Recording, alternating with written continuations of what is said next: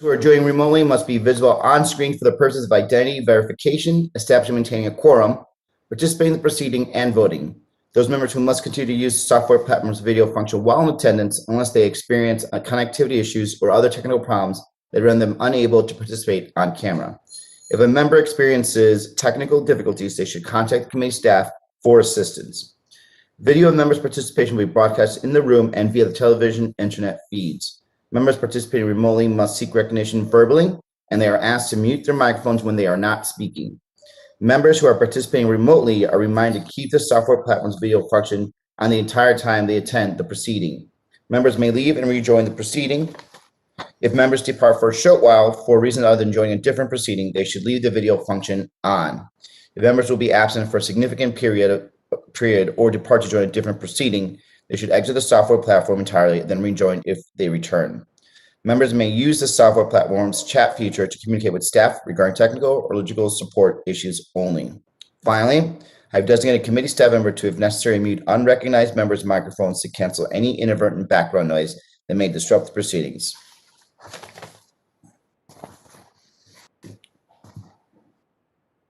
Good morning. I'd like to welcome today's witnesses, Mr. Ronald Moultrie, Undersecretary for Defensive Intelligence and Security, General Paul Nakasone, Director of the National Security Agency, Chief of the Central Security Service and Commander of U.S. Cybercom, and Lieutenant General Scott D. Barrier, Director of the Defense Intelligence Agency.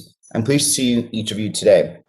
Though much of the Defense Intelligence community work is conducted behind closed doors, this hearing provides the subcommittee with an opportunity to inform the American people about the myriad threats facing the country and to hear about the role of the defense intelligence enterprise is defending the nation.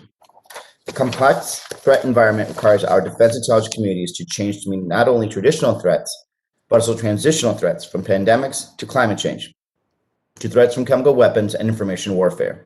Within the past year, the most catastrophic impacts to our national security have resulted from a deadly virus and debilitating cyber attacks. China and Russia had different capabilities and intentions, but both seek to challenge and disrupt the liberal democratic order. The challenges these two nations present cut across all domains of warfare. Russia wages vast propaganda and disinformation campaigns, conducts sophisticated cyber attacks, and sanctions provocative military buildups using irregular forces. China is heavily investing in the modernization of its military while leveraging global interconnectedness to undermine, subvert, coerce, and influence. China seeks to dominate the world economically, militarily, and with technology through whatever means necessary. In the throes of perhaps the most challenging security environment in decades, the defense intelligence community is at the epicenter of the department's efforts to secure information environment. We on the Intelligence and Special Operations Subcommittee are prepared to work with you to ensure you have the resources and authorities you need to succeed to meet these threats. I'm particularly interested in understanding any capability gaps, as well as how the defense intelligence enterprise is postured to support defense operations and efforts to counter, detour, or defeat these threats, especially those in cyber domain and the information environment. This discussion is crucial as we shape and develop the fiscal 2022 National Defense Authorization Act. With that, let me thank our witnesses for appearing before us today. I also now recognize Ranking Member Kelly for any opening remarks he may have. Mr. Chairman, thank you for your opening remarks and your leadership in organizing this morning's posture hearing. Today, we'll hear from three leaders across the defense intelligence enterprise. In particular, I would like to welcome Mr. Moultrie and congratulate him on his recent confirmation. Today's threat landscape continues to grow in scope and complexity. Our intelligence enterprise professionals are tasked with yeoman's work on a daily basis to help our nation prepare, defend, and react to these threats. Recent high-visibility cyber attacks have shown just how vulnerable both our government and commercial sectors are to this type of offensive operations. From SolarWinds to Colonial Pipeline to JBS, this threat continues to grow at an alarming rate. Earlier this year in mid-March, this subcommittee conducted a hearing on disinformation in the gray zone. These aggressive tactics, encompassing offensive actions just below the threshold of armed conflict, and sometimes maybe above the threshold of armed conflict, are utilized by adversaries like China, Russia, and Iran to discredit and destabilize American interests. A memo signed last year by 9 combatant commanders drives home just how important this issue is. Recognizing the need for increased support from the intelligence community to combat this threat, they note malicious efforts by Russia and China across the information domain to seek discontent, weaken trust, and undermine alliances. Maybe most pressing of all the threats right now is how the defense intelligence enterprise is postured to continue counterterrorism operations in Afghanistan with the impending redeployment of our troops. As we know, the Biden administration has ordered all troops out of the country by September 11th of this year, and recent reporting has indicated that the department is well ahead of this deadline. The conversation as to whether we should or should not withdraw is not for today's hearing. However, the way in which we plan to keep an eye on the security situation in Afghanistan post-withdrawal is very much germane to today's discussion. The Biden administration has stressed there will be over-the-horizon capability to maintain situational awareness of Afghanistan, but to my knowledge, this plan remains a work in progress. I am deeply concerned about our intelligence collection capabilities with our military forces being redeployed. I look forward to hearing from our witnesses today on all these topics, in addition to this year's budget request and what each organization's priorities are for fiscal year 2022. I want to thank our witnesses in advance for their time today. I look forward to continuing the work with our Defense Intelligence Enterprise leaders during the 117th Congress to ensure that we are appropriately postured to meet and defeat the threats posed by our adversaries. Thank you, Mr. Chairman, and I yield back. Thank you, Ranking Member Kelly. We will now hear from our witnesses, then move into question and answer session. I'd like to now recognize Mr. Moultrie. Thank you, Chairman Gallego. Mr. Chairman, Ranking Member Kelly, and distinguished members of the subcommittee, thank you for the opportunity to testify in support of the President's budget request for fiscal year 2022 alongside Generals Knox, Sony, and Barrier. The intelligence professionals of the Department of Defense work every day to address the current and future threats facing the United States of America. On their behalf, I wish to thank the members of this subcommittee for your continued support and partnership. The President's $715 billion defense budget request for fiscal year 2022 includes $23.3 billion for the Military Intelligence Program. The Department develops the Military Intelligence Program, or MIP, in coordination with the Director of National Intelligence to align intelligence capabilities between defense and national priorities while avoiding unintentional duplication. The MIP reflects Secretary Austin's guidance for defense intelligence, providing the necessary capabilities to support the department's three key priorities: defending the nation, taking care of our people, and succeeding through teamwork. As this subcommittee well knows, the United States faces a period of rapid, profound, and dynamic change in the international landscape. The expansion of the competitive space beyond traditional military domains and geographic boundaries increases and complicates demands for defense intelligence, collection, analysis, and planning. Challenges from strategic competitors, rogue states, violent extremists require defense intelligence enterprise to invest in the ability to seamlessly share and fuse information, synchronize capabilities, and expand partnerships with other government agencies, the private sector, academia, and partner nations.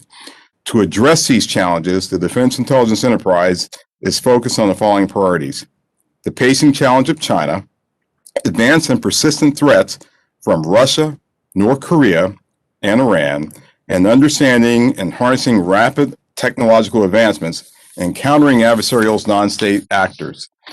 Although we have established a strong foundation to strengthen our national defense, the department risks losing its competitive advantage to our rivals and adversaries without the much-needed continued investments in critical areas, including our intelligence and security portfolios. To address our adversaries' widespread use of disinformation for malign influence, the department is taking a whole-of-government approach, which includes reviewing classification processes, pursuing wider dissemination of classified information through our broad alliances and partnerships, and the thoughtful release to the public of certain unclassified information to support U.S. interests. In addition to meeting the department's intelligence needs, improving DoD security is critical to protect DoD personnel, installations, technologies, and information. Enhanced security protects against the compromise of our supply chain, the theft of critical technologies, and threats posed by foreign intelligence services, trusted insiders, and violent extremists, both foreign and domestic. Our security efforts strengthen the vetting of DoD personnel, counter foreign adversary efforts targeting our critical information, technologies, supply chains, and they protect our installations, capabilities, and workforce from various threats. Most important to our continued intelligence advantage will be building and retaining a diverse workforce capable of meeting the new challenges of the 21st century. It must have digital literacy and advanced skills to harness emerging technologies and adapt to ever-changing threat environments. It must be a workforce that is free of sexual harassment and intolerant of violent extremism at any level. It must also be equitable, inclusive, and one that reflects the nation that serves. In short, diversity is a mission imperative. The Defense Intelligence Enterprise will continue to pivot towards strategic competition, improved adaptability, and changing intelligence needs.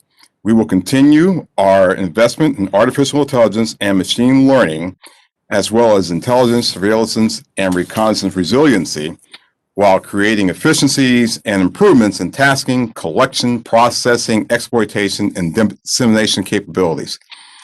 Lastly, the partnership between DoD and the Office of the Director of National Intelligence has never been more important.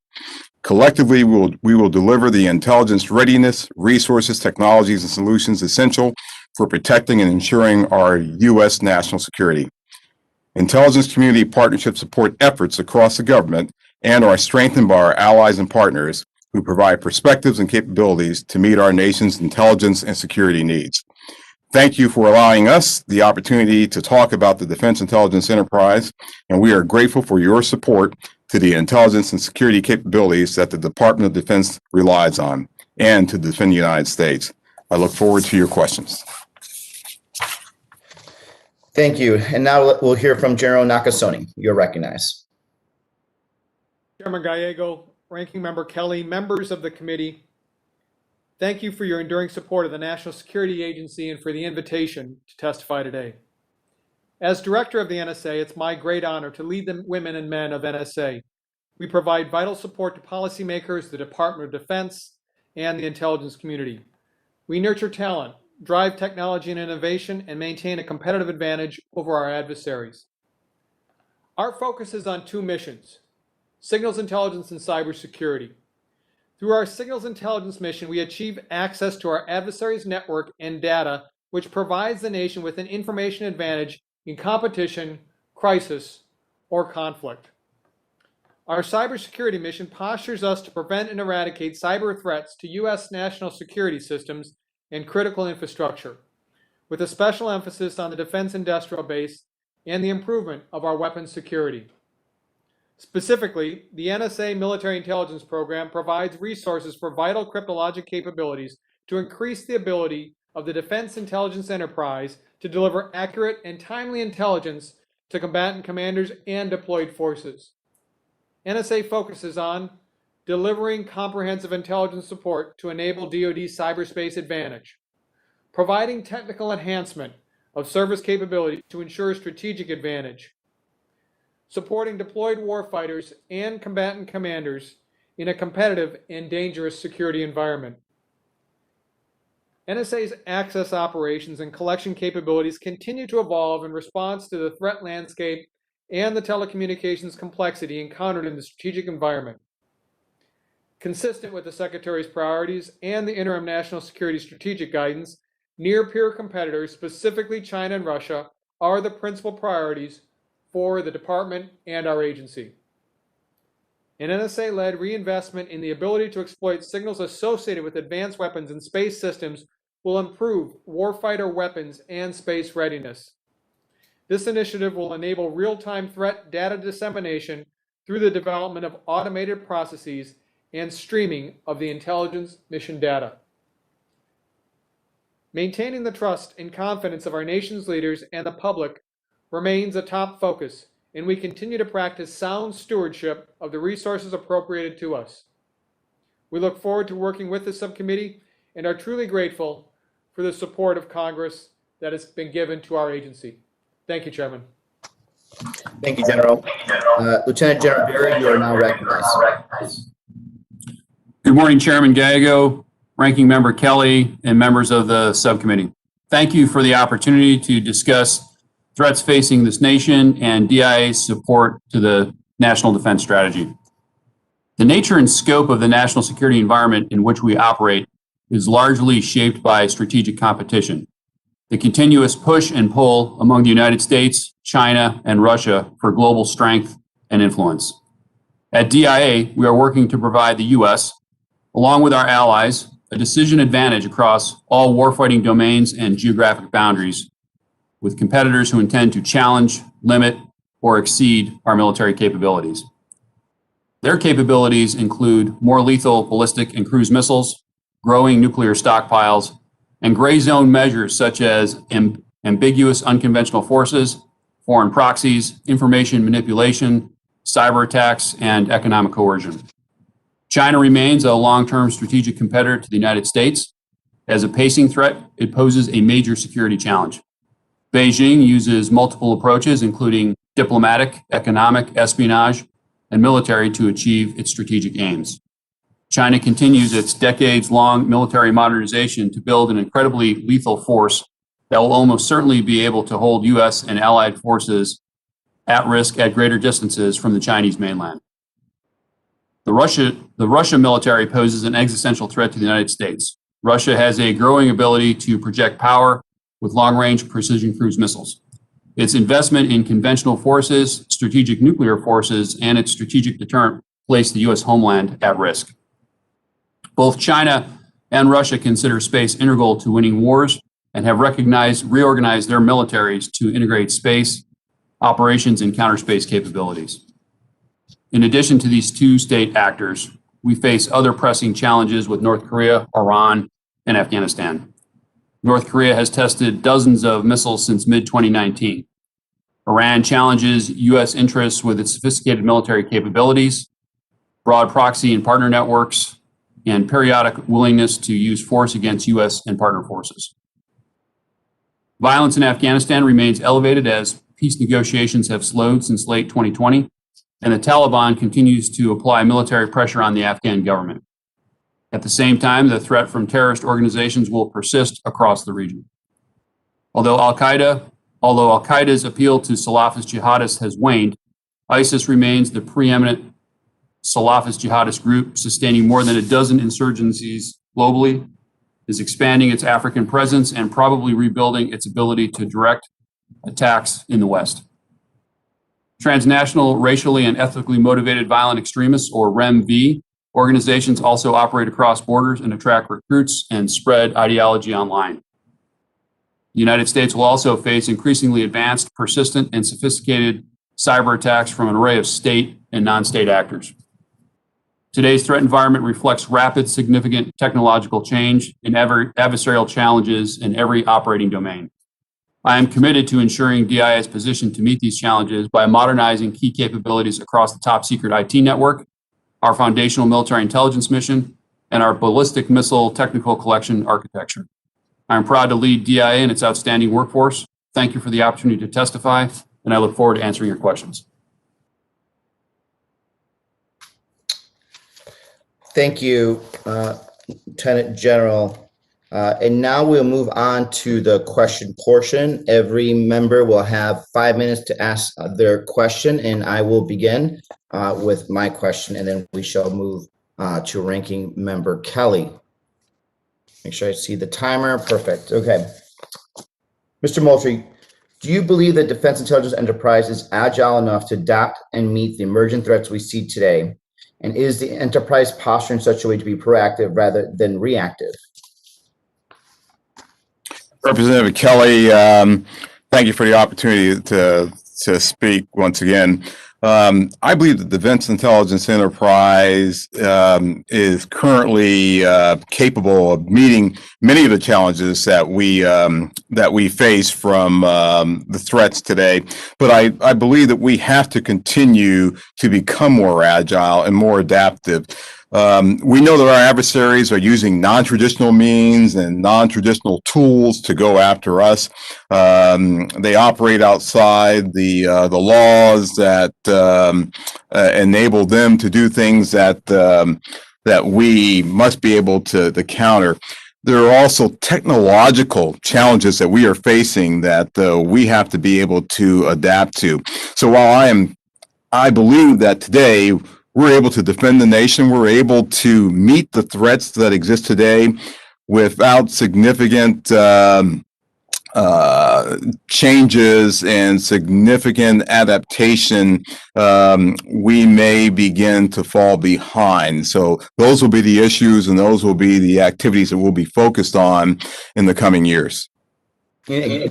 Just kind of follow up on your thought then. What do you believe are our most significant capability gaps or deficiencies to identify, track, and manage threats that cross all domains of warfare? So right now, in terms of the budget, we're trying to align what we have in the National Intelligence Program, which is run by the Director of National Intelligence, and what we have in our Military Intelligence Program. Once we have that fully aligned, we will be able to have a better sense of what those gaps are, and then like the opportunity to come back to brief you more specifically in the committee on those gaps. And some of it, I think, will be better translated to a closed session than an open session, but really look forward to coming back after we have that NIP alignment to come back and talk to you. Thank you, Mr. Moultrie. Thank you, Mr. Moultrie. More than 18 months ago, 9 combatant commanders articulated an enduring requirement for the intelligence community to help combat the provocative, dangerous, and destabilizing actions of China and Russia in the public domain. The Director of National Intelligence is establishing a malign foreign influence response center that will lead the coordination and integration of intelligence related to foreign malign influence. Mr. Moultrie, how will your office work across the defense intelligence communities to ensure coordinations of efforts in this space? Yes, thank you again, Mr. Chairman. We've been working closely with the Director of National Intelligence and the ODNI to ensure that we have a whole of government approach, not just an intelligence community or a defense intelligence enterprise approach, but really a whole of government approach to what this problem is, to understanding what our adversaries are doing in this space, and more importantly, how we need to get after it. We know that there are processes now that we need to put in place. We need to revamp the training that we have today to ensure that people are properly focused on this issue. And then we need to make sure that we're using open source and other available means to get this information out to our combatant commanders. It's a priority of ours. Understanding these issues, I know there's been a lot of discussion about whether or not information can be declassified. We're moving to declassify what we can declassify, and some of that's been done. And I welcome General Nakasone and General Barry to comment in this area too. But we're also trying to protect those sensitive sources and methods. So malign influence and activity in the gray zone, understand it, and we're really focused on it. And within the enterprise, the Defense Intelligence Enterprise, we're revamping ourselves to be able to get after this problem. Great. General Nakasone and General Barry, what processes are being adjusted to help respond to the combatant commander's urgent requests for assistance? Chairman, if I might, just to follow up on Secretary Moultrie's comments, I think the areas that we're working here at the National Security Agency begin with this idea of how can we do this in a manner that is ensuring of speed and agility against an adversary that has the same. And so, as the Secretary mentioned, with regards to publicly available information, open source capabilities, the right tools, being able to bring all three of those together is important. We do begin with a lot of our work that is written for release. And so while that can help, I don't think that's the end all. I think the end all is, as we take a look at that, working with a specific combatant commander, looking at the private sector, looking at the tools and the information available. How do we do this in the quickest manner possible? John Barrett. Sir, the DIA is really involved on a number of fronts in this really very, very important activity. The first thing is to double down and emphasize to all of our analysts that we have to write for release. So if you start with a mindset that this product will be released to the max level of audience or consumer, that's a good start to get the analysts thinking about a different way to do it. The other piece is to focus our collectors on when they're collecting, focusing on sources, as they develop those information reports to also write at the lowest classification level possible when they can. I think the last thing I would tell you, Chairman, is that DIA is uniquely postured with our combatant commands. As you recall, DIA mans all of the J2 GIOCs within the combatant commands, and so that makes us uniquely positioned to understand combatant command PIRs and to be able to leverage the intelligence enterprise to meet their needs rapidly. Thank you. And last question for General Nakasone. Given the recent cyber attacks and ransomware attacks, what is NSA doing to identify relevant vulnerabilities and threats and take action to prevent future intrusions to critical national security systems and infrastructure? Chairman, our work at NSA has been focused on the defense industrial base, and one of the areas that we have expanded to with our cybersecurity directorate is how do we do this in an unclassified manner? And we've stood up the Cybersecurity Collaboration Center, which is an unclassified center where we begin and invite a series of partners to come and have discussions with us. I think also that the other piece that's really important is that we are working with a series of partners to deliver cybersecurity advisories.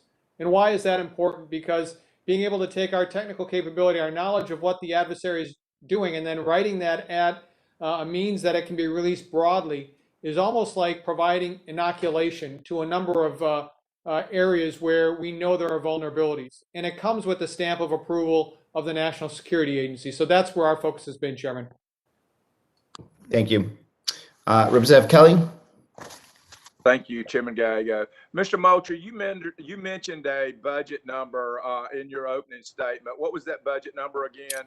Yes, sir. Representative Kelly, it was $23.3 billion. Okay, and what is that compared to last year's FY in the same area? It's down $75 million from my understanding, sir.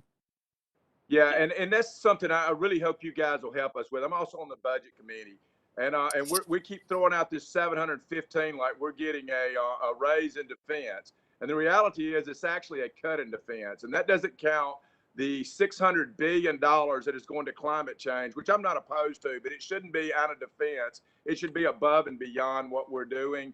Do you have the necessary resources with those cuts to do what we need to do in the defense enterprise and the defense and intelligence enterprise? And what are you doing to mitigate these cuts? Ranking Member Kelly, we support the president's budget. Our goal is to look at the resources that we have and then focus those resources, really optimize those resources on the key priorities that are facing the department. That comes from looking internally and making sure that our priorities are aligned with the Director of National Intelligence, and then working closely with the Director of National Intelligence and the rest of the Defense Intelligence Enterprise to ensure that we understand what the requirements are, making sure our warfighters have what they need as priorities, and then focusing on those top priority needs. We're looking at that now, and our plan is to ensure that we report back to you on where those gaps are and where we think that we need heightened focus and emphasis for the future. Yeah, and Mr. Moultrie, I just to all three of y'all, I just this is a battle we can't lose, whether it's budgetary, economically, intelligence-wise. And I would just say, when we're not properly resourced with the dollars going to soldiers, sensors, and shooters, when we're not properly resourced, that results in planes falling out of the air, ships crashing, tanks rolling over, lack of training, and lack of resources. So I hope we'll be smart with our dollars. And if you need more, I hope you guys will stand up. My next question in my opening remarks, I'm concerned about our intelligence collection capabilities once we withdraw from Afghanistan. Can you please articulate the plan for the over-the-horizon intelligence collection strategy? Ranking Member Kelly, I'll start, and then I'll pass to General Barrier for any comments that he may have. So we're in the process now of looking at the over-horizon architecture that we need to have. It's not going to be a unilateral architecture. We're going to have to work very closely with our partner and allies to ensure that it's a robust architecture, that it can protect the forces that we have in place, and that can rapidly respond to issues and challenges that we may have. Our number one priority is keeping our personnel safe during the retrograde. And we've been having weekly, almost daily discussions on how to do this and factoring a number of different aspects into this. Let me turn to General Barrier for his comments and thoughts on this. Ranking member, as you know, over the years of our operations in Afghanistan, DIA was able to build out a very robust human intelligence network. As the forces have downsized there and our bases have collapsed, those operations were turned over to tactical units. And as we get even smaller, the last platform we'll really have there will be our attaches at the embassy. So from a human perspective, we'll have to try to manage some of that from over the horizon or through reach back. And then for any other collection, I would ask General Knox for his thoughts. Ranking member, excellent question. I think there are three elements that we will base over the horizon collection on with the national security. First of all is working with U.S. Central Command, U.S. Special Operations Command. How do we leverage the tactical collectors that remain within the area? Second piece is how do we work with a series of partners among our closest partners internationally to be able to leverage their collection capabilities within the area?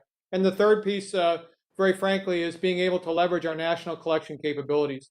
It will be different. It will be different than when we were in the country of Afghanistan, but it is being mitigated based upon those three factors. Thank y'all. And just real quickly, Lieutenant General Barry, you mentioned the defense attaches, and I just got back from Africa, UAE, and Romania and Italy. Some of our allies are concerned that we're going to remove some of these defense attaches. Can you guys commit that we're going to keep the number and where we are in our defense attaches, that we will continue to have those with our embassy to do the great work that helps our State Department? Remember, I'm committed to keeping the current number of attaches and attache platforms that we have now. I know of no plans to cut any of those back. As you know, it is a jewel in the crown for DIA and gives us great presence and access and influence. And then my final question, with regards to the 36-star memo, can you guys describe what changes have been made to support the combatant commands? And carrying that a little further, you and the rest of the IC are going to have to do a greater job of working with our partners and allies to make sure that we're sharing intelligence. Can you tell me what your plans are, or what changes have been made to support combatant commands, and what changes we made into working with our allies across the IC? Sir, I can take that to start.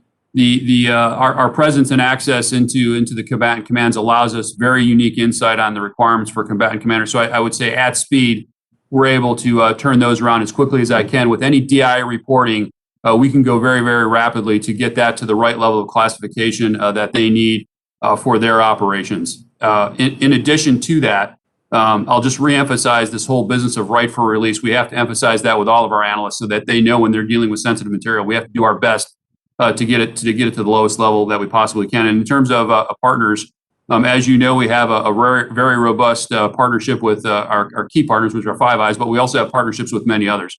And whether those are through some like alliance frameworks or with bilateral relationships, we're working very hard to make sure that we keep those as robust as we can, and that we can make it sure that we get something back when we give. Ranking member, if I might just add to General Barry's excellent comments, I would add two things. First of all, how do you utilize tools that we might have to be able to look at large amounts of data very rapidly? That's one of the areas that we're exploring with the combatant commands. And then the second piece is, how do we take some of our sensitive intelligence and be able to have a discussion with the combatant commands to say, hey, is there a commercial capability or is there open source that might lead someone there? Again, back to Secretary Moultrie's point, being able to protect our sources and methods. These are the discussions that are taking place. I think this is generated by the needs that the combatant commanders have expressed, balanced by the needs of our intelligence community to protect our most sensitive accesses. If I can just add on top of my my distinguished colleagues' comments, which were spot on, I think we have to work across the intelligence enterprise, which includes with DNI.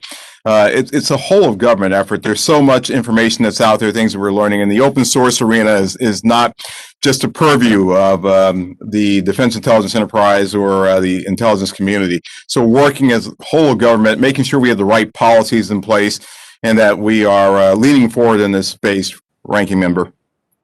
Thank you. And again, congratulations, Mr. Moultrie. And Mr. Chairman, I yield back. Thank you, sir. Now I recognize Representative Larson.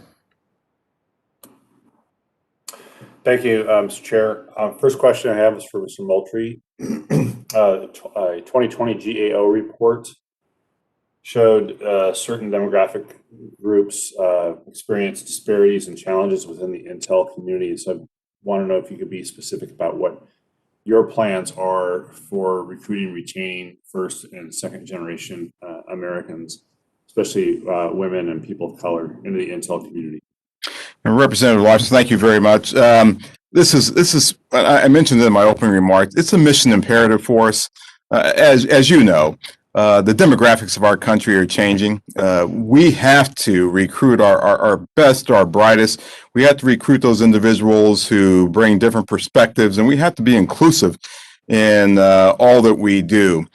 We also have to be able to work globally, and to be able to work globally, we have to look in many instances like individuals around the globe. So our goal is to really emphasize this. The Secretary has made this one of his priorities, and he talks about it in the same terms that the President has talked about. We want to ensure that we have that workforce that not only mirrors what America looks like, but can help us do the things that we need to do. I plan to focus on this. It'll be one of my priorities. What I will do is make myself visible, but also hold individuals accountable. So what we have found throughout the years is what gets measured gets done. So we set the standard, and then we hold individuals accountable. We work with them to say, here's what we're looking at, here's what we need. Tell us why we are falling short, and we will do so. We've already started these discussions, and you have my commitment that I will continue to make this an emphasis in the focus area.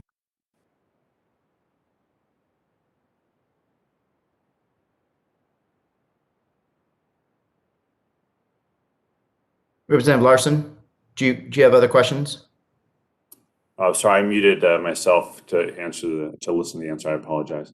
General Knox-Sony and General Barrier, do you have specific actions you're taking within your agencies on the same issue? Sorry, General Barrier. Representative, we do. In fact, if you look across the DI workforce, we're about on par with percentage of minorities and disability officers there and female officers. So we're doing okay, but we can do better. And so we're doing a couple of things right now to increase diversity in what I would call our mission space, analysis and collection, and really conducting a barrier analysis to determine what's keeping our diversified workforce from attaining higher rank in those career fields. We're also, since March of 2020, we've visited 45 historically Black colleges and universities and attempting to reach out in greater numbers. And for all of the representatives on this committee, I would have one ask. Each year you put one young man or woman into a military academy, but you probably have hundreds of applications. If you would flip those applications to us, we would take advantage of that diverse talent that almost made it into an academy, but did not. I think it's a great opportunity for us to start giving opportunities to that representative force inside the intelligence agencies. I'll turn it over to General Knox-Sony. General. Congressman, I'd offer a couple areas that we're very focused on. First of all, as you're well aware, NSA has over 340 centers of academic excellence throughout the United States. We are headquartered on the East Coast, and so we need to be much more visible and much more involved in places outside of the national capital region. That's what we have done to begin with. And so places like NSA Hawaii, NSA Texas, NSA Alaska are all opportunities for us to be able to broaden our reach. The second piece speaks to Secretary Moultrie's comments with regards to accountability. I hold all 500 senior executive service members of NSA accountable for our diversity, equality, and inclusion. They're rated every single year. And so they understand that this is a priority for our agency. It's a priority for its director. And then the final piece is that we have to have a series of abilities for us to develop a workforce. It's one thing to recruit the workforce, but then how do we develop that workforce so the workforce is representative of the demographics of our nation, not only when we hire them, but when we get to our senior levels as well. Great. Thank you very much. I'll just offer as well, or ask as well. I had a question about the China task force recommendations that came out this week, and perhaps in a classified brief later, we can address that. And now that we can maybe travel again, General Knox, Sony, I will invite you out to Whatcom Community College to visit your program at Whatcom Community College in Bellingham. Thank you, Congressman. I look forward to it. Great, thanks. Thank you, Mr. Chair. Thank you, Representative Larson. I now turn to Representative Scott. Thank you, Chairman. And gentlemen, thank you for joining us. I know when we talk about cyber, we're typically thinking of more of a near peer type competitor, I guess, or something coming from a little further away from home than Central and South America. My question is specific to Southcom, and with regard to the budget, it seems to me that Southcom is the one that anytime there's a budget reduction, Southcom is the one that always takes that reduction. What do you anticipate with regard to Southcom? The transnational criminal organizations are responsible for killing more people in America than any other organizations are. How do you anticipate the budget reductions to affect Southcom? This, Representative Scott, my understanding is that there is actually a slight increase in the budget for Southcom. We understand the transnational threat that's posed by the criminal organizations that operate and operate across the border. Working with the Department of Homeland Security to ensure that we have a whole government approach to this will be very important. As I mentioned at the beginning of my comments, we want to ensure that we have the opportunity to really have alignment between the national intelligence and military intelligence programs. Once we have that, we'll be able to come back and talk to you probably better in closed session about some of the things that we're doing and some of the capabilities that we'll be employing and working with DHS on. To be clear, I think we should be using every asset the United States has to shut down the transnational criminal organizations. They have killed more people than Al Qaeda has in this country, and they do it on a monthly basis. And so I appreciate your comments there. And my next question is for General Nakasone. Admiral Stavridis, if I've got that correct, said Trump got a space force, Biden should get a cyber force. The administration should create a full-fledged cyber force. We're overdue for an elite independent branch of the armed forces in which all the personnel wake up every morning thinking about defending the nation in cyberspace. Do you agree or disagree with that,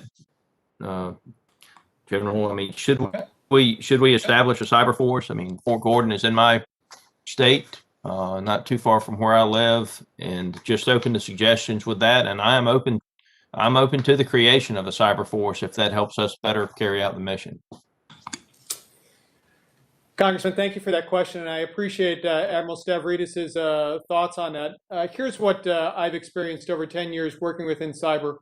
Our focus right now is developing the 133 teams that U.S. Cyber Command has. As the NSA director and the commander of U.S. Cyber Command, the most important thing we can do is to continue to have outcomes, positive outcomes that we've seen with forces like Army Cyber, of which I used to command, that's headquartered at Fort Gordon. My concern with moving towards a cyber force right now is the infrastructure, the other elements that take away from what we want. We want the best cyber operators working mission every single day. And I think we have that based upon the experiences that I've had and also the outcomes that we've seen in the past 2 elections. Okay. Well, I guess what can you explain? You said the past 2 elections. What are you alluding to with that? Yes, in 2018, one of the things that that we took on across both NSA and U.S. Cyber Command was to come together onto an organization that I called the Russia Small Group that was focused on ensuring we would not have influence or interference in our midterm elections. We took the same approach in 2020. And so being able to ensure that adversaries operating outside the United States could not impact through influence operations was one of the things that was clearly what we focused on. We had great success in both elections. Okay. All right. I'll leave it at that, Mr. Chairman, and yield the remainder of my time. Thank you, Representative Scott. We now move to Representative Sherrill.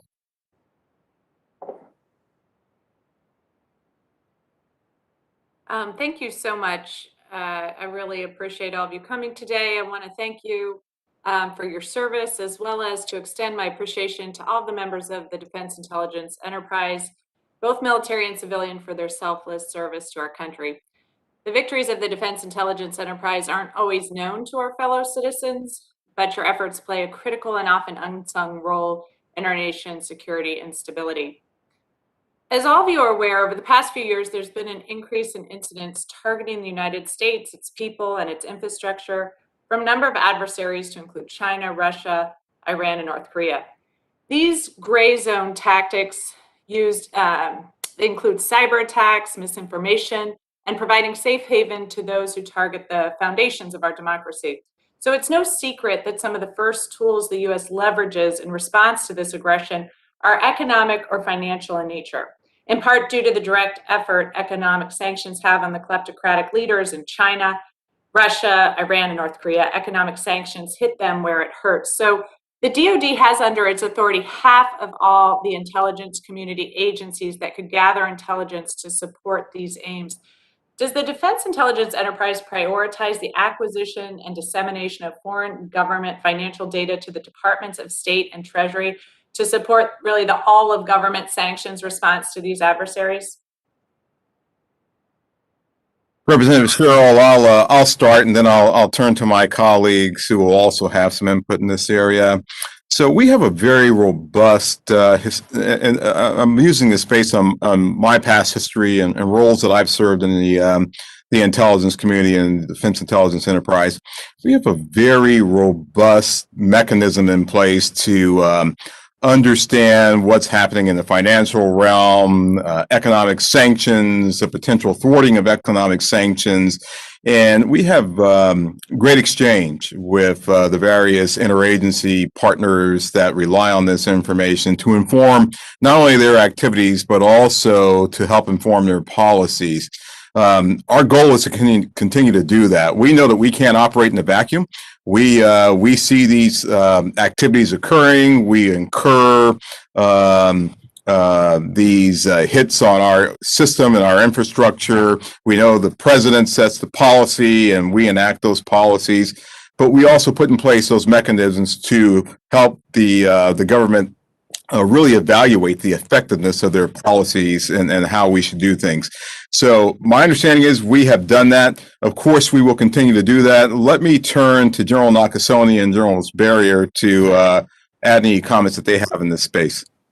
That would be great. And if you could also provide some data on how you provide, or some information on how you provide that data to the Departments of State or Treasury or allied nations for enforcement of economic measures. Thanks. Sure.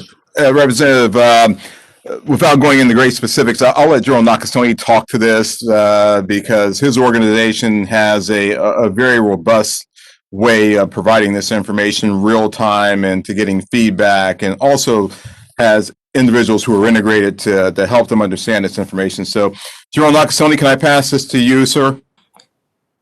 Thank you, Secretary. I appreciate it. Congresswoman, I would add to Secretary Moultrie's comments. How do we measure this? And I think your question is spot on, and your characterization of the competitive environment is exactly what we face today. This is how we measure it. First of all, is the reporting, and we can certainly provide the reporting that we do with a series of different partners to include both our interagency partners and our international partners. But here's what really gives us gravity in this space, and that's our talent. That's being able to have people that are at Treasury, that are at State, that are at FBI, that are at Energy, that are able to provide the expertise and the wherewithal to say, this is what we're seeing and this is what is impactful. The feedback loop is so critical, as you pointed out, to be able to understand the utility of what's being tried. And so this is something that we've done for many years, and we can certainly follow up with those type of metrics. That would be great. Thank you so much. Really quickly, I just have a few seconds here, but I wanted to really quickly ask about the GAO study on accountability. What role do all of you think the extensive reliance on temporary personnel, which as of mid-2020, I believe it represented 70% of the OUS DINS workforce, as well as contractors who I think represent about 51% of the office's workforce, plays in the shortcomings noted in the GAO study? Representative Cheryl, I haven't had the opportunity yet to really delve into that. I'm aware of it, and I think that's a challenge. One of the things that we've already highlighted this morning is it really is in the talent of our people and the continuity of their expertise that really enables us to get things done. So if we're having to rely on temporary talent or talent that may be somewhat transitory, that impacts us. So what we want to do is to look at the cadre that we have, to look at how we're augmenting that cadre today, how we capture information. So there are tools that can help us capture knowledge and capture information. And then how do we have that knowledge repeatable so that regardless of who's here, we need a core, but we can also continue to do those valuable things that we continue doing. So this is a problem. It's been a problem for quite some time. And I think it's a growing problem around the community as we have people go in and out. So we'll look at that and we'll come back and report to your representative on this issue. I look forward to it. Thank you for the chairman's indulgence. I'm over time. I yield back. Thank you, Representative Cheryl. We now turn to Representative Franklin. Thank you, Mr. Chairman, and thank you, gentlemen, for your time here this morning with us. I, along with a number of other folks last week, sat in on a briefing on the final report from the National Security Commission on artificial intelligence. I'm not sure if you all have had a chance to see that fascinating 750-page report, so it's not light bedtime reading, but a lot of great recommendations in there. And one of the key findings that they landed on was the need for us to establish AI readiness by 2025. A closing window, we've got an advantage, but our adversaries are closing that rapidly, and they feel that we need to make some significant investment in those areas.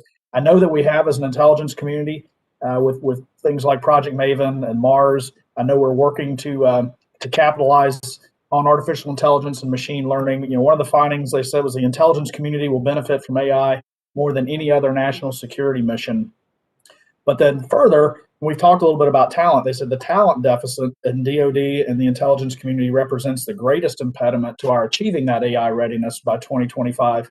General Barry, I was really intrigued with your recommendation there about the Service Academy candidates, because I feel the same way every year. We have a tremendous talent pool there. And in all these hearings, and even across departments with other agencies of the government, it's just this need for talent that we're all fighting, and particularly in the area of the digital world. We talked a little bit about Digital Service Academy and other meetings. I'd be curious for your all's thoughts on whether you think there's maybe there's a time for a new service academy, a Digital Service Academy. Would you support that, and what are your thoughts? Representative Franklin, I'll just start and quickly turn to my colleagues. AI, ML, it's going to be a game changer. It already is a game changer. And it's an area where our adversaries they really understand it. They understand that data is power, and being able to harness that data is really where your power will be in the future. And so getting after this, as you know, in the USDINS, we have the Project Maven is something that we prototyped, if you will, and now ensuring that we can get that out so that we can actually spread that throughout the intelligence enterprise is going to be key. So we're focused on this. Haven't thought about the Digital Academy piece. Know that we need to have a better way of actually coalescing around this. But your comment is spot on to where we need to be, and I know my colleagues have been thinking about it. So let me pass it to Generals Barry or Nakasone for their comments. Congressman, that's a great comment about AI, and that's everything for DIA right now. As we move from the legacy database called MIDB, think of it as everything we know about the world, but in analog. Think of Excel spreadsheets, think of stubby pencils, think about analyst time on a target folder, if you will, to an automated AI ML infused product that is much richer in this day and age, and will be a foundation for the department as we move into our joint warfighting concepts. So it is everything to us, and we would like to invite you and your other committee members down to take a look at that. On the digital academy, I would just say that we need folks who are data literate and understand the science, because right now they're hard to find. If it took a digital academy, that would be an interesting way to put a bunch of those folks into the workforce very, very rapidly, and it's a very intriguing idea. Congressman, I've had the opportunity to take the outbrief on the National Commission. In fact, they outbriefed me just this week. I couldn't agree more with you with regards to the talent piece of it. We have a tremendous amount of talent here at the National Security Agency with regards to AI and ML and data science. What I would tell you is that it's not necessarily always the recruitment piece that is the critical element of it. It's the ability to ensure that someone that comes into the National Security Agency on day one doesn't leave us in 5 years or 6 years. It's the ability to grow that person in a series of different jobs. At the same time, being able to understand that that person is being recruited by the best of private industry and government. And I think this really does speak to what Secretary Moultrie, I know, is very interested in taking on, which is a look at how do we ensure our best talent stays within the defense intelligence establishment. And that's something that we're going to have to do collectively. Okay. Yeah, they had cited specifically 2025 as a kind of a marker out there for when we need to be ready. Do you all feel that we are making the proper investments to maintain the advantage we have over our near-peer adversaries? And if not, what do we need to do to ensure that we keep that advantage? I'll start, Representative Franklin. I think we understand what the priorities are in this space, and we understand the things that we need to do. And so we're going to align ourselves to ensure that we maintain that advantage. I call it a decision advantage. Some people call it an information advantage. We have to have the tactical and military advantages too. But we know where we need to invest to actually get better and more agile and more capable. We'll get there. We just need to make sure that we have the interaction and collaboration across the interagency and across the IC with DNI to do that. Let me pass it to my colleagues for their comments. Congressman, I would say that for go ahead, sir. Okay, Lieutenant General Barry, if you can make a quick summary. Yes, Chairman. So for DIA, investment in this space is critical for us. So I would say this is the #1 tie between Mars and the AI and ML programs that we have there, along with JWIC's IT and the top secret network we run for the department. Thank you, Mr. Chairman. Thank you, Chairman. Now we move on to Representative Panetta. Thank you, Mr. Chairman, Ranking Member Kelly. Mr. Moultrie, I'm lucky that my digital footprint really didn't start until I got into office. However, as you know, there are a lot of young men and women these days who are coming into the services and have a huge digital footprint well before they signed up. So I guess my question to you is, how can special operations forces who require, some do, a significant amount do, require undercover identities, maintain the same level of digital anonymity as intelligence operatives when they initially enter the armed forces and are selected for special operations units with none of the same secrecy or precautions as those other agencies? And also, are DOD and DIA, are they looking at ways to reduce the digital footprint of those who are initially enter into the armed forces to protect the potential future of Tier 1 special operators from identification? Representative Panetta, that's a fantastic question, and it's one that we're focused on. We understand that the digital footprint, which used to begin when you were a teenager, now starts when you're about 3 or 4 years old. So individuals get their first tablet device or their first cell phone at a very young age, and they take selfies and all these other things. So all that provides this footprint. And when you're trying to do counterintelligence or counter surveillance operations, you are not only putting your footprint out there for the adversary, you are enabling them to undermine some of the things that we're doing. So we understand this. This is a problem that DIA truly understands. In discussions with them this week, we walked through this, we talked through this. CIA understands this problem. You probably have heard the term ubiquitous technical surveillance. If not, welcome the opportunity to come talk to you about it. But with all the things that are out there, we have to focus on this. If not, we're not going to be able to conduct our missions in the most efficient way. And we also need to understand how it also may impact us and some of the things that we need to be able to do OCONUS outside the continental United States. So it's a two-sided coin, Congressman. We're focused on it and welcome the opportunity to come back and brief you on it. Yeah, that'd be great. And and I guess General Barrier, I'll kind of pivot to you, General Barrier. Are you seeing the DIA cooperate with the CIA and FBI in order to share the best practices at a minimum to cover modernization? Congressman Panetta, absolutely. We are in the middle of a modernization effort, although we can't go into the details on this particular network, but we'd be happy to share all of that with you and where we're going with our partners. This is a really important effort, and we have to get on with it and do it quickly. Understood. Thank you. Mr. Moultrie, back to you. As you know, the recent annual threat assessment from the IC highlighted threats that China, Russia, Iran, North Korea, as we all understand, pose to our national interests.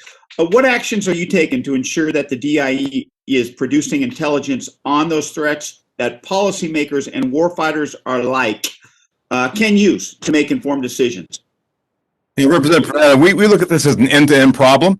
So we know that activities that we've done over the last 20 years have really eroded our foundational military intelligence and our technical intelligence capabilities. So we know we have to get back to rebuilding those. More importantly, looking at end-to-end, we have to be able to ensure that we understand the requirements, that we have those requirements in place, and that we have the dissemination mechanisms that will allow policymakers to understand what's occurring in this space. So it's going to be our priority. It already has started, and we're going to focus on that over the next several years. How do we understand that? You understand that includes not just technical things, but also language capabilities and making sure we have the language capabilities to help us understand and process this. It'll be a focus area, and welcome the opportunity to come back and brief you on that. Great. And I appreciate that. And I saved this last question purposefully within my limited time I have left. Are there any items that went unfunded in the FY22 budget that you'd like to highlight for the committee? Not at this time. From the USDINS perspective, we're continuing to look at that, and we'll come back and brief you on those in closed hearing when we identify or if we identify any of those. Sounds good. Thank you, everybody. Thanks to all the witnesses for your time, for your service, for being here today. Mr. Chairman, I yield back. Thank you, Representative Panetta. I now recognize Representative Waltz. Thank you, Mr. Chairman, and just to echo Mr. Panetta's questions, I think a number of others, if I could request of you and Ranking Member Kelly to do our best to schedule a closed session so that we can have some of these more in-depth conversations in a classified setting. I think that would be enormously useful. I'm not sure who to ask this question of because I'm not sure the answer, but in kind of building on Ranking Member Kelly's questions about the Afghan withdrawal, from my time there over the last couple of decades and from multiple intelligence briefings,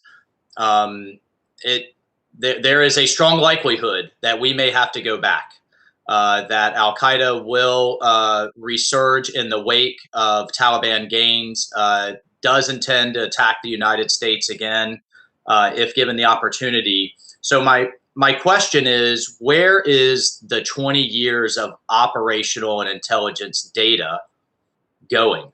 What repository is there? How is it structured, searchable, and accessible to that future Ranger platoon leader who's going to be ordered to go back into a valley where we may have been 5, 7, 10 years ago, who we talked to, what the operations were like, what happened years ago, so that we don't repeat the same mistakes, we don't lose future lives. I understand that you probably can't speak to where the data from the 101st Airborne, one of the Marine Corps MEUs, I know the Special Operations Command is doing this. They're pulling terabytes out and working to make it structurable and searchable. But within with the 18 intelligence agencies, is there an effort, and who has the lead? I'll just start very quickly. So, Representative Waltz, your question is exactly where we have thought about it and where we think we need to be. There's been so much that's happened. So we're retrograding in almost the same way that we went in. We're starting in Kabul and then and moving outward. So understanding what were all those things that we had to put in place. Once again, it gets back to the foundational things that we put in place that enabled us to build out that network and all the lessons learned, and being able to capture that. And a number of those people have walked out of the door. Fortunately, we've had some very good people who have come in the interim years. I know that General Barry and DIA is really focused on this, and I'll pass to him if you want to hear more, but we can come back and brief you in more detail on this. I understand. We're thinking about it. We need to be doing it. We frankly should have been doing it years ago, so that we can recontact those sources. I want to be clear, this isn't for historians. This is to be usable, accessible, and we need to learn from the mistakes, because it wasn't done when we withdrew from Iraq. And we all know how we had to go back in. And I'm really looking for action now, while we can.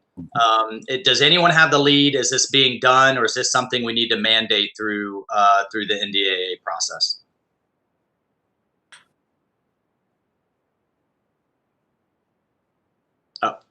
I can't hear you. That's my bad. From USCIS perspective, we're taking the lead to ensure that Defense Intelligence Enterprise is focused on this. You can hold us accountable for working across the department with others to ensure that the intelligence capture piece is there, and we'll work closely with the rest of the Combat Support Agency and enterprises to make sure you have this information. Thank you. Thank you, and I'll absolutely do that, because I think future lives are going to depend on it. General Nakasone, how do we establish deterrence? I know you've thought and spoken a lot about this. How do we establish deterrence in the cyberspace? I am not convinced that we can play perfect defense across not just the military enterprise, but the private sector. And I know DHS has a big piece of that. But from your perspective, how do we raise costs on our adversaries so that these attacks get down to a manageable level? Congressman, I think there are really three different parts to this that have to be established. One is the idea that policies and authorities are clearly in place that address adversaries, whether or not it's criminal behavior or whether it's nation state behavior. The second piece is that a level of resilience has to come up. And I think the executive order that was released by the administration is important. This is about our critical infrastructure in terms of what's most vulnerable right now. And the last piece is we need to think of this in not only cyber against an adversary, but what are we going to bring as a government? Our experience defending the elections in 2018 and 2020, we can have an effective cyber attack that lasts this long. We can have a cyber attack, information operations, negotiations in terms of diplomatic sanctions, and then treasury sanctions that last this long. This is the way that we get after our adversaries. I think that's fantastic. I'm really focused on the first piece and where we can be helpful, and where I'd appreciate an answer for the record as I'm over my time. It reminds me of the terrorism problem in the 90s, when it was viewed as a criminal issue and we couldn't apply Title 10 and military assets to that, and I'm air quoting, criminal issue. After 9/11, obviously we changed our view. It seems to me that we may need to do the same. That these are kind of dual use criminal entities that blend over into intelligence, and our allies don't see the clear lines, our adversaries don't see the clear lines that our authorities do. So if you could come back to me with what legislatively or from authority standpoint to go after criminal groups with your assets. If that's what we need to do, I'd appreciate it. I'll look forward to it. And I will just say, I do see a role for Title 10 in the space that you're talking about. Thank you. Now we have Representative Murphy. Thank you, Mr. Chairman, and thank you to the witnesses for your testimony. You know, Mr. Moultrie, I've been long concerned about our adversaries' ability to compromise our national security and our democracy by basically spreading disinformation through hyper-realistic but forged videos and audios known as deep fakes. And in late 2019, Congress approved a bill that I authored to require the intelligence community to prepare an assessment on how foreign countries are using or could use deepfake technology to harm our interests. And then also to explain how the intelligence community is working to develop appropriate countermeasures. You know, it's the first time that Congress ever passed legislation on this emerging threat. I was wondering if you could update us a bit on the nature of this threat and how the IC is postured to combat it. Yeah, Representative Murphy, thank you for the question. Deepfakes are extremely concerning to us, and it'll be a priority. It has been a priority of ours to understand them, to be able to have the tools to quickly discern what's real, what's not real. I haven't been briefed on the specific programs. I'm 11 days into the job, and so you know, this is a question that I also took during my confirmation hearing, and at that time I gave my word to really understand this. I've seen this in the private sector and the capabilities that can be thrown at us, and I believe that they already are being thrown at us. And it becomes very important for command and control, as you know, and other things that are important to the Department of Defense and just the continuity of government of the United States. So you have my commitment to delve into this, to find out exactly where we are, and to come back and walk you through where we are with getting on with this, and to give you my assessment of what we need to do better in this space.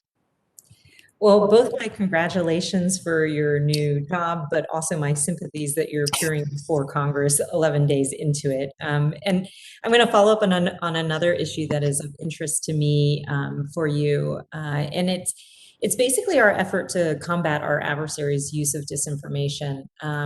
You know, the joint written testimony basically states that American interests may be served by sharing classified information with our trusted allies and partners, sharing declassified and unclassified information with the American public, which you all have talked a bit about in this hearing about trying to make sure that you classify at the appropriate level.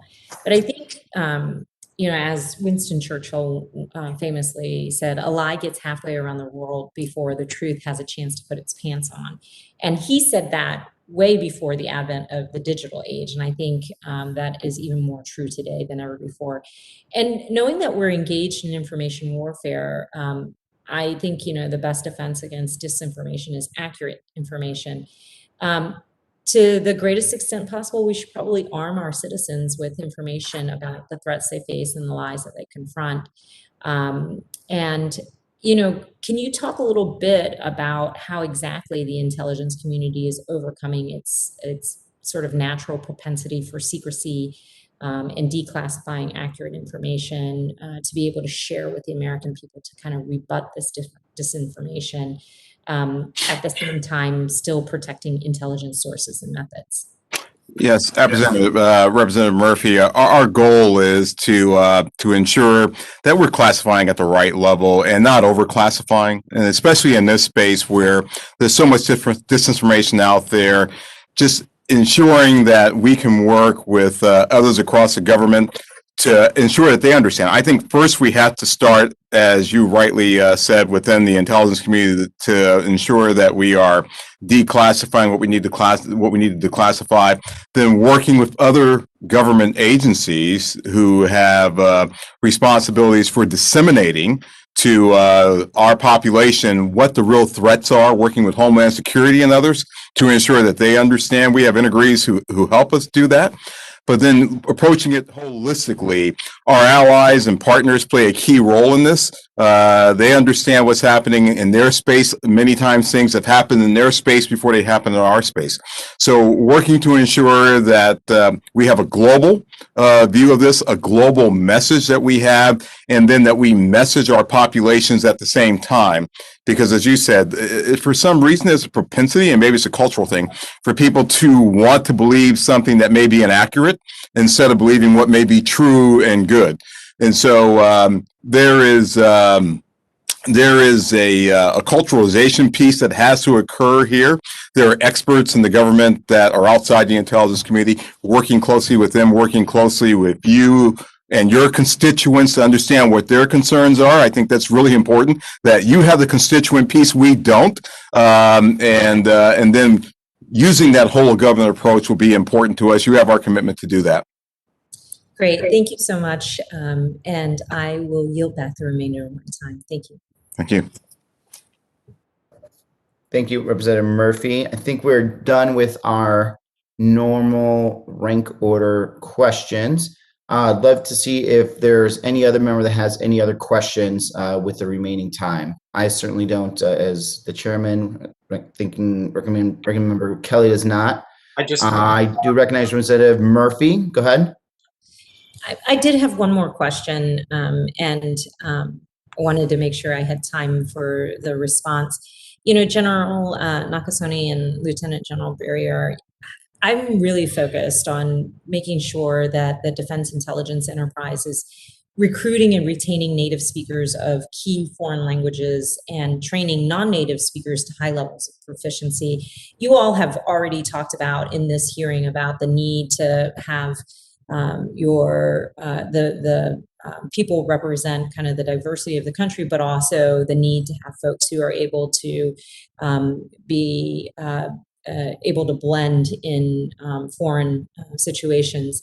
And in the SOCOM context, you know, I'm focused on the soft language school and basically all the benefits that come with training civilian service members, contractors, et cetera, with foreign language capabilities. And I saw some amazing things when I went to see the Joint MISO Web Ops Center, or the JIMWIC, where they had people who were native speakers or folks who had been trained to native level of language proficiency. Can you talk a little bit more about what specific efforts you're making on this front and how they're going? So Congressman, I'll begin, and then certainly I'm sure General Berrier has a few thoughts. So we're doing it every single day. I have over 6,000 linguists here at the National Security Agency. We drive a series of different language development efforts.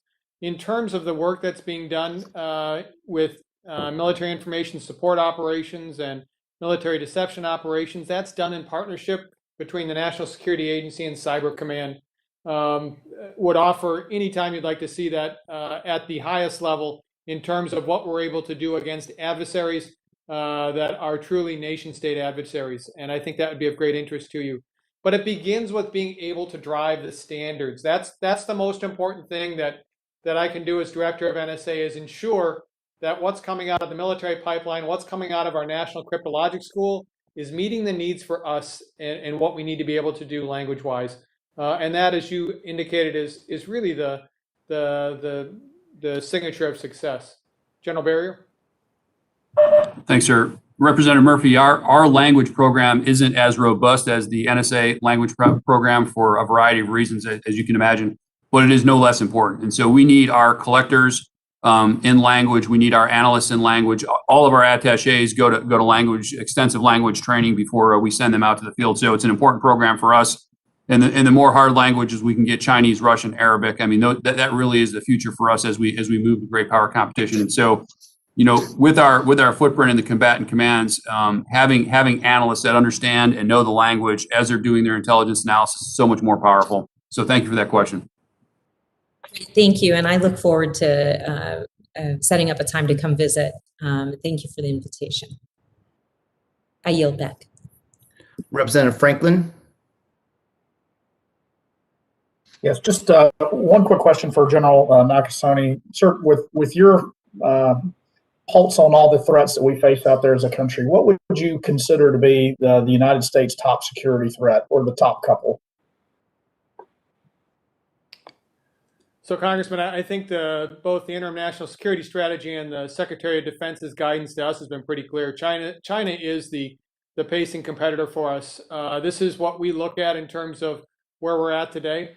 I would also offer, particularly for myself and General Barrier, who've been in the service for quite some time, it's a return to a near-peer adversary. But the difference is the fact that this near-peer adversary is not only growing militarily, but it's informationally, technologically, economically, diplomatically, areas that China has, that obviously has our focus and certainly the focus of the department. Great, thank you. That's all I had, Chairman. Thank you. Thank you, Representative Sherrill, and then Representative Waltz. Thank you so much. I think Representative Franklin brought up Mars a bit, and I understand that part of the goals of Mars, part of the goal is to automate elements of intelligence discovery or analysis, basically to connect the dots and notice trends through machine learning, automation, in some cases artificial intelligence. So how are you dealing now with the different compartments and classifications and special access programs when you want the machine-enabled process to connect those dots, General Barrier? Representative, it's a great question, and when we bring you down for an overview of the program, you'll see it in rich detail. But really talking about Mars, using all of those sort of standards kind of intelligence sources that we've had for years, whether that's through national technical means or other, that doesn't change in Mars. I think the difference with Mars now is we're adding so much more richer context with all of the publicly available information that is out there that allows us to enrich each and every single file. And so you'll go from hundreds of thousands of data bits to millions of data bits across the entire program. And so it's happening at speed. The tools that we're using right now are really enriching everything that we're doing, and we do look forward to showing you that. I look forward to it. I was also curious. It's my understanding that Mars is a replacement for the MIDB architecture, which is over 20 years old. So what previous efforts have you made to upgrade MIDB or develop other analytic systems? And do you have any lessons learned from that you're now applying to the Mars system? Right. So if you think about MIDB, it's actually older than 20 years old. And so it was it comes from another age. And so we've had to modify and adapt MIDB to the post 9/11 and post ODNI world. And so the database itself has been somewhat automated, but I would call it it's a clunky Ford. It is not a Lamborghini by any stretch of the imagination. It still requires a lot of manual interface. Primarily, the lessons that we have learned from this are really sharing with our partners, how we ingest their data and how we're able to share with them and then third parties. And when you do get the overview, we'll be happy to run you through the details of that. Thanks. And just a final question. A 2020 GAO study noted some concerns related to the Mars development and a lack of a strategic plan to engage with stakeholders. So it sounds like you've sort of been thinking along those lines and how to do that. What changes have you made to ensure that they're appropriately engaged? First off, Representative, I would say it's a program of record. And so by just designated as a Department of Defense and DNI program of record, we've kind of put it on the map as a thing. And now we have a number of roadshows that we're talking to the services about. It's involved in all of our meetings about the joint warfighting concept with the DoD. And so I think there's a much greater awareness right now about what Mars will do. And if you have a JWICS account, you will be able to tap into Mars and use it effectively. That sounds great. Thank you, and I yield back. Thank you, Representative Sherrill. Now we have Representative Waltz. Yeah, thank you, General Sony. I just wanted to continue with your thoughts on what Title X authorities, how and what gaps you have to apply to, again, using kind of the terrorism from the 90s versus the 2000s analogy that you can or would like to apply to these. And I'm putting kind of air quotes around criminal groups because from my understanding, many of them are dual-hatted with a number of our adversaries' official government organizations. Congressman, in terms of where we're at right now, I think I have all the authorities I need to be able to prosecute intelligence-wise against these adversaries outside the United States. That's where we obviously have our remit, our authorities, and I think that as the director of NSA, that's not a challenge. I think the question becomes, as we take a look, and I think you're referring specifically to ransomware. How do we bring this all together, right? So how do we do what we're doing outside the United States, being able to share that with the FBI, DHS, private sector, to be able to get after adversaries that are targeting our critical infrastructure like we've seen over the past several months. This is the area right now that the administration is working towards in terms of understanding who's going to have the lead and how are we going to deal with this. Yeah, so I think you're getting at precisely what I'm questioning, and it's that dynamic of who has the lead within the U.S. government, right? And whether this is a criminal activity or whether this is an attack on the United States. I don't think many American people see a big distinction if the interface or the control center for a pipeline is taken out from a missile, sabotage, or cyber, and really who's on the other end of it if it's coming from a foreign actor, many of whom moonlight as criminals, but are also intelligence officers or even have military affiliations or could be surrogates. So I think what I'm probably asking is a bigger policy question. Should this be handed off if it's coming externally? And do you believe you have the authority if we have the political will, if you're given the instruction to take military action against these groups? And again, that was a whole sea change transition that we had to make against terrorist groups where we were trying to arrest Osama bin Laden's inner circle around the world rather than take action and target them militarily. So I guess my question is, do you have the authority to take action militarily if given the order? And should we be? How do we establish? It seems to me until we go on offense, we will not be able to establish deterrence. So again, let me make sure that I'm answering this in the role that's appropriate. So as the director of NSA, as I mentioned, collecting intelligence outside the United States, have the authorities. As the commander of U.S. Cyber Command, operating outside the United States with the policies and authorities that have been established, right? I think I have all that I need between National Security Policy Memorandum 13 and the NDA legislation of 2019 that said cyber is a traditional military activity.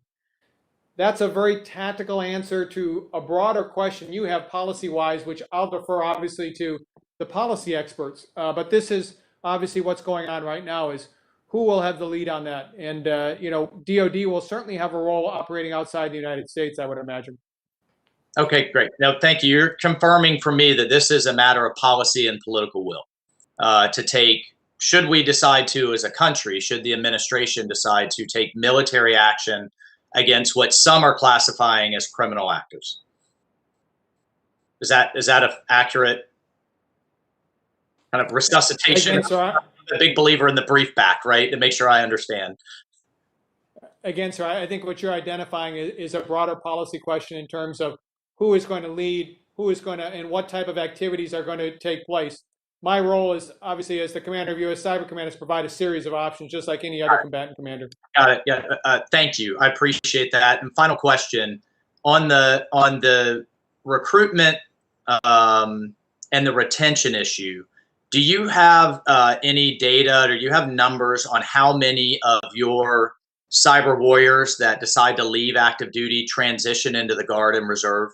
And is that a specific focus area for you? It seems to me we could retain a lot of that talent. In fact, we could probably improve the capabilities of the force as they go out to the private sector, but maintain that bridge and that toe in the water back through the Guard and Reserve. And then related, we've also had a series of authorities for active duty soldiers to go out into the private sector, but then come back in at the field grade level for officers and at the mid NCO. How many is that actually being exercised? How many are going out, say, to big tech, but then coming back in on the active duty side? You know, I know with 25 years in the military, until their peers see their colleagues doing that and still getting promoted and still being successful, that probably won't be as robust as we'd like it to be. Congressman, I think those are two questions that I will take for the record, because I do need to get the data on that. I can tell you, though, with regards to the reserve component, National Guard, reserve forces, tremendous role that they play today, and both not only the National Security Agency side, but also on the U.S. Cyber Command side. And that's, again, information that I can include in the response. Thank you, Mr. Chairman. I yield. Appreciate the second round. Thank you. And with that, if we have no other questions, I appreciate everyone that came in, testified before us, Lieutenant General Barrier, General Nakasone, and lastly, I apologize, newly sworn in Undersecretary of Defense, Moultrie. Thank you again for joining us, and we'll continue to have this conversation. We'll look forward to further testimony. Have a good one. Thank you, Mr. Chairman. Thank you, committee.